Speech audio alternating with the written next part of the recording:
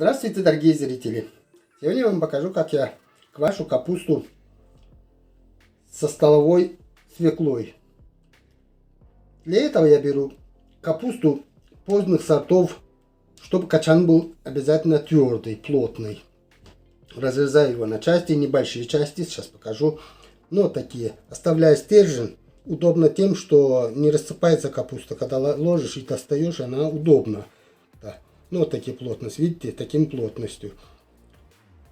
Ну и заранее я уже подготовил резаную капусту, чтобы сильно время не растянуть. Ну, сейчас размешу их в баночку. Ну, а потом дальше будем остальные процедуры. Ну, здесь немножечко мы ускоримся, чтобы, опять же, время не растянуть.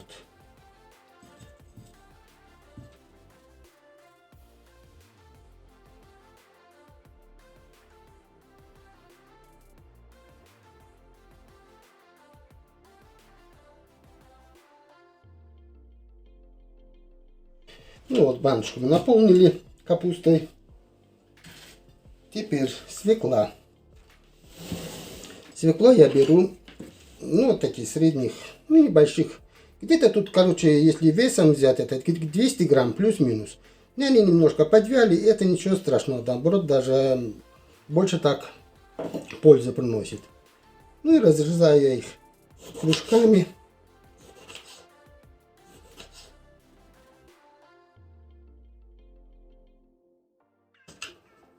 Вот такими кружками. Главное, чтобы свекло выбирать будете, были полностью вот такие бордовые. Если белые или розовые кружки, то и они не годятся. Это только вреда может принести, не получится то, что задуманное.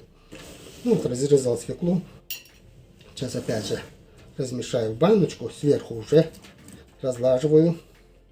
Ну, всем, где пустые пространства остались, можно туда распихать, короче.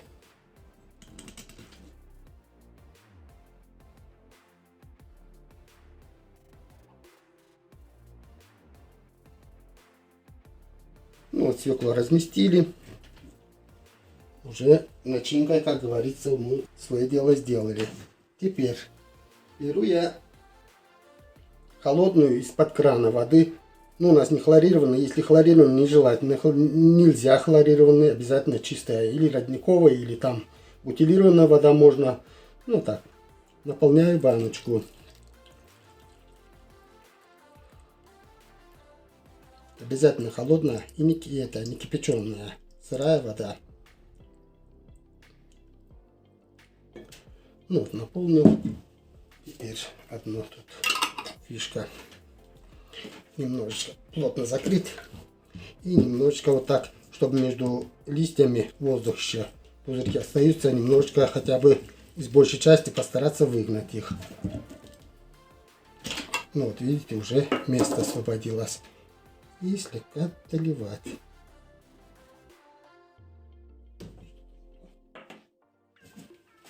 Теперь соль. Соль я ложу обыкновенный, вот это крупного помола. Можно йодированный, можно не йодированный, ничего страшного. Так, и ложку горкой. Одну и вторую. 2 ложки. Это весом где-то получается 120 граммов. И все, закрываем. Не плотно, конечно, чтобы немножечко воздух. Потому что при брожении немножечко будет легкое брожение, чтобы было воздуху куда выходить. И ставлю на пол, ну, теплое помещение. Ну, обязательно надо что-то постелить. Желательно кленчатый, чтобы при брожении может немножко вода подниматься и пол, чтобы не размочить. И в дальнейшем, опять же, вот это пузырьки будут выходить со временем при брожении.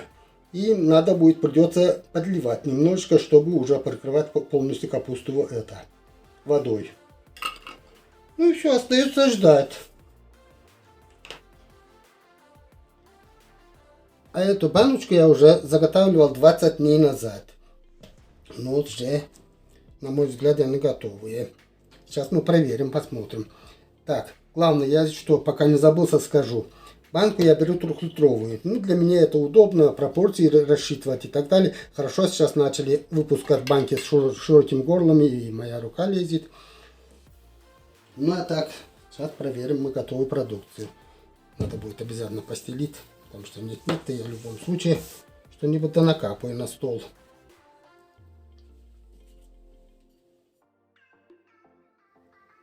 Свеклы мы уже достаем, они уже отработали, свое дело сделали. Но я лично их не употребляю дальше. То, что надо было, все уже в капусте. Ну, а снять надо их наверху.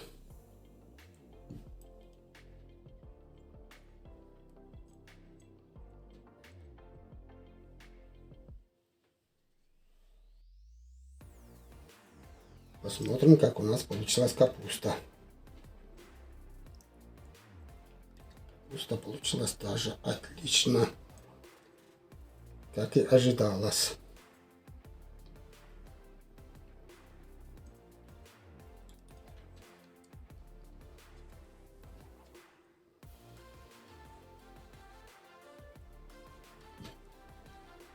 Сейчас баночку немножко в сторону.